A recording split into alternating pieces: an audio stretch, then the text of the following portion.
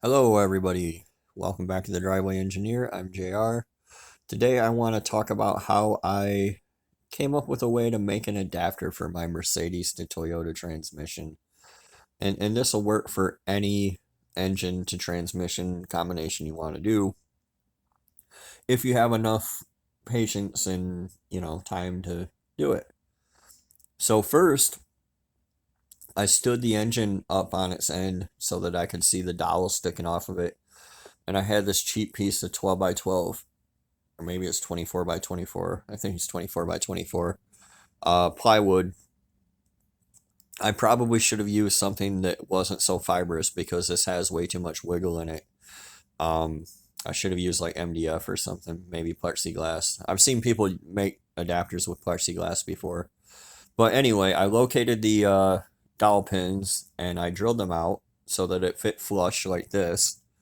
Um, and that gave me the location of the engine dowel pins. So from there, I traced out around what would go around the crank, and I traced out what would go around the block. And then I had the brilliant idea that in my case, I actually had an adapter on my transmission already. So this adapter came from the back of the, or from the front of, it came from the back of the engine to the automatic transmission that was in my Mercedes. And I use this to just verify my template. If you don't have one, you can just find the location of the holes though. I used an air body saw to rough cut this hole and it, didn't work out that great. I have this Harbor Freight pneumatic air body saw and I have like little jigsaw blades in it and I've never really come up with a good use for it, but it doesn't really work out that great. But it did give me enough to get my first 3D printed crank adapter. The idea that I had here was that I would use this crank adapter and this middle piece would locate the center of the crank, and then the upper piece up here would actually fit a pilot bearing and locate the input of the transmission. And then that went through a bunch of different revisions. Here's one with just a pilot bearing in it that's actually the correct depth. And then here it is with the flywheel on it. So this fits the diameter of the Toyota flywheel and also fits the inner diameter of the crankshaft as well.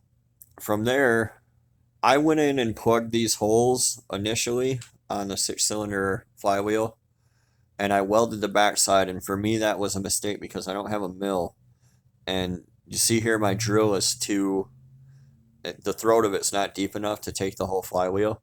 So I had to take it to work and do it, and I had to use a mill. And I had to use a mill because I had to use an end mill. The problem was when I drilled it, I hardened it, and it made the drill bit go off center, but an end mill didn't care. Plunge milling took care of it right away. So here I've transferred it over to a piece of steel, all my holes.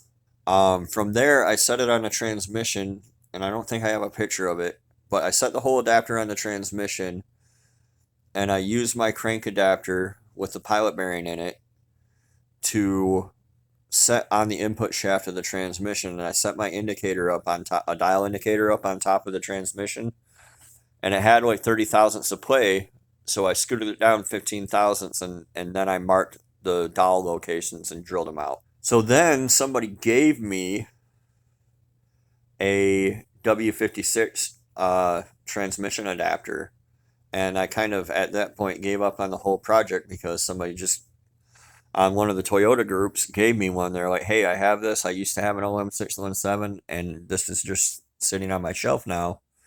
Um, do you want it? And I was like, sure, why not? So that's pretty much where that project ended for me, but it should give you a good idea. Unfortunately, I don't have a W56 transmission. I have two of these R150s, so I don't even know what I'm going to do now as far as that goes. But those are the steps that I took to locate the center line of the transmission and make the adapter. And if you followed them, if you followed through with it, it should give you an idea of what you need to do to make yours work. I have two of these R150 transmissions, so I'm probably going to use them. So I may pick this project back up, or I may just buy everything from Doomsday Diesel because it's easier, and I'm getting to the point where I actually need to bolt this stuff together now. It's coming up in the next month or two. So we'll see. But hopefully that helps. Hopefully that entertained you guys a little bit. Hopefully it gives you an idea of what you can do to make your own adapter. And I thank you guys for watching, and we'll see you next time on The Driveway Engineer.